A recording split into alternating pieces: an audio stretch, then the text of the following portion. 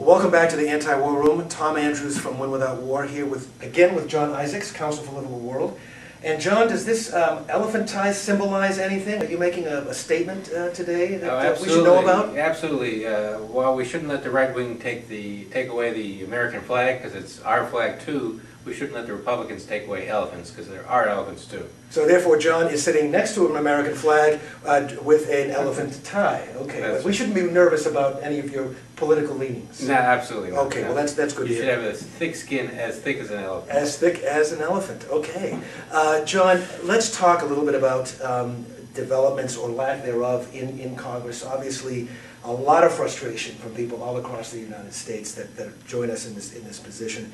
The House was engaged. We talked last week with Susan Scheer, actually, from WAND, about what was coming out of Chairman Obey in the Appropriations Committee and Chairman Byrd talking about their unwillingness to release a supplemental appropriation without certain conditions being met. But there was actually some action taken, some incremental steps that were taken last week. What I call mini bills. Mini bills. The House has now passed 3 measures in the last week or so. One requiring the Pentagon to give a report on any withdrawal plans they might be making. And that's the Abercrombie-Tanner. Correct. Yeah. And then the second piece of legislation, I think by Congressman Price of North Carolina, to crack down on contractors. And then the third piece of legislation just yesterday, also by Abercrombie, about fraud and waste in Iraq and Afghanistan. I may have the bill slightly mixed up, but the point is these are all mini bills. They don't get us out of Iraq a day sooner. And at this point, neither the House or the Senate really has a plan on how to get us out of Iraq until we get to this $200 billion bill to pay for the wars in Iraq and Iran. And that's the supplemental. Iraq and Afghanistan. Iran, let's talk about Iran in a minute. But okay, so it all comes down to a supplemental appropriation.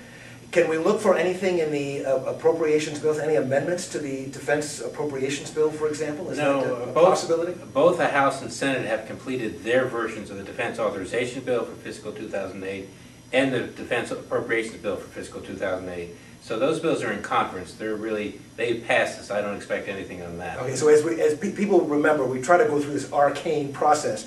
But as you know, 3 bites of the apple that we've had, the Defense Authorization Bill, House and Senate, the Defense Appropriations Bill, House and Senate, and the supplemental, the $200 billion that you were talking about, that's coming down the pike. And John, you believe that as far as your knowledge is concerned, leadership is focusing all of its attention on that supplemental as an opportunity to change the way this war is being waged, if not end the war entirely.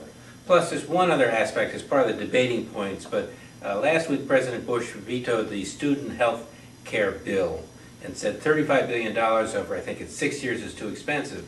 And Democrats are saying, you're saying $35 billion over 6 years is too expensive, and here you want to spend $200 billion on the wars in Iraq and Afghanistan?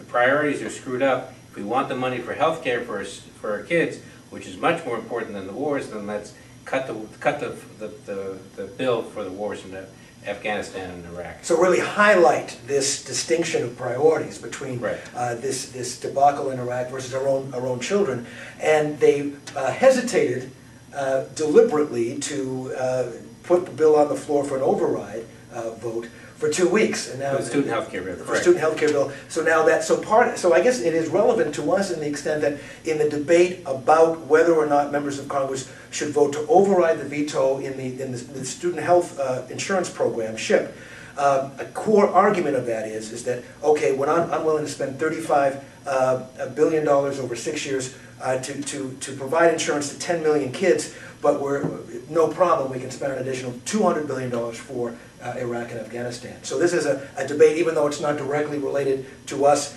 it is certainly an issue that we can weigh in on. Absolutely. It's reminding the American people the war in Iraq has been costly to American prestige, to American soldiers, to Iraqi citizens, and then there's a direct dollar cost.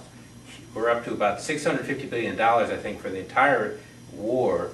And that money could easily be spent on a lot greater needs back at home. So that debate, and anyone who is wavering at all, and of course this is a real pressure point, particularly for members of the President's party, this is a very unpopular thing for the President to be doing, and it could further make them, very uncomfortable when it comes to making it clear which side they're on, a debacle for $200 billion more, or ensuring our own kids. So that's coming up in probably about 10 days, the override. I believe it's October 18th. October 18th. So that, between now and then, is an opportunity to weigh in on that.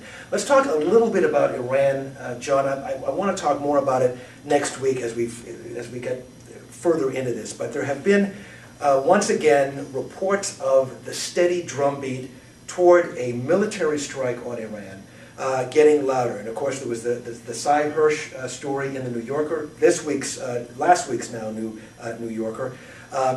Last night in the Republican debate, we put out a statement on this today, it's on the website, when Senator McCain was asked would he go to Congress to get authorization for an attack on Iran. In his answer he said that, well, you know, such a scenario is not as hypothetical as people might believe. Again, sort of loose talk from Senator McCain. He was the one who gave us the bomb, bomb, bomb, bomb, bomb Iran quote. And then we learned last week that an organization, a 501c4 organization, that was created by the former White House operatives, with Vice President Dick Cheney behind this, Ari Fleischer, the former spokesperson, is an organization called Freedom's Watch. And this group has now pledged, we learned, to raise $200 million between now and next November for their various activities. The first step was to invest $15 million in television ads in congressional districts, particularly Republican districts of wavering Republicans on the Iraq War. Now they've announced that they are going to wage a similar kind of campaign, if not a more robust campaign, to begin to create the kind of atmosphere around Iran that we had in this country before the invasion of Iraq, to try to convince the American people that Iran is a very serious threat and that we should be considering military action against Iran. John, what are you hearing, and how concerned should we be about these drumbeats? I think we should be very concerned. It's interesting that the Bush administration has changed its rationale for possible attack on Iran from Iran's nuclear weapons program. Now they're saying it's because Iran is intervening in Iraq. General Petraeus is playing to that same argument, and I think it's very conceivable that the U.S. will launch an attack sometime before the Bush administration leaves office.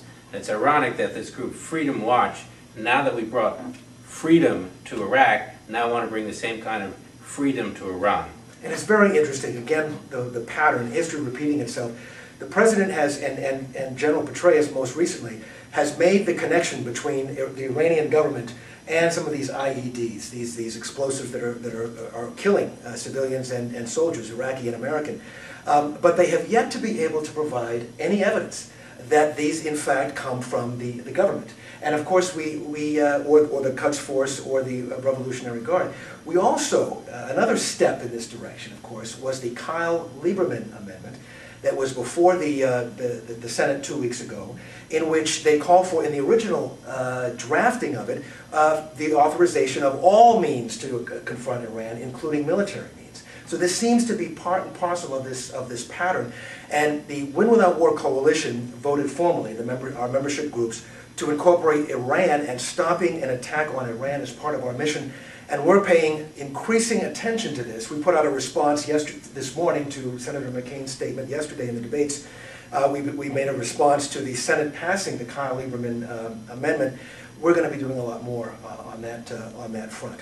John, anything else before we wrap this up? No, not only are we doing the work, but the viewers better do that work as well, and contact your members of Congress and say, tell the President no to the war in Iran, that the Congress won't support it, in fact should withhold any funds for any bombing campaign of Iran. And you heard that from someone with elephants on his tie. Listen, thanks very much for joining us. Tom Andrews, Win Without War, John Isaacs, Council for Livable World, thanks for joining us in the Anti-War Room.